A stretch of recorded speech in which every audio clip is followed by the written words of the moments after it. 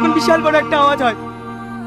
সেই সময় পেছনের দিকে তাকিয়ে দেখি বাড়িতে আগুন ধরে গেছে।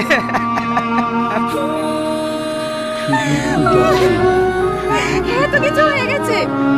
সালমা যদি টনির মারা যাওয়ার কথা জানতে পারে, ও তো কাঁদতে কাঁদতেই পাগল হয়ে যাবে।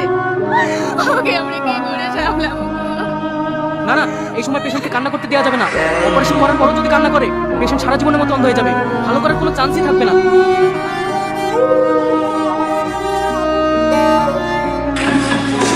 তারপরে সোহেলকে আমরা টনি সাজাই, যাতে তোর কোনো ক্ষতি না হয়। পুরো ক্ষতি আর কি হবে মা? পুরো ক্ষতি তো হয়ে গেছে। ও আমার জীবন জমিয়ে দিয়েছে মা। আর কাঁদিস না মা, টনির জন্য কি আমাদের কষ্ট হচ্ছে না? ছেলেটা আমাদের জন্য কত কিছু করেছে।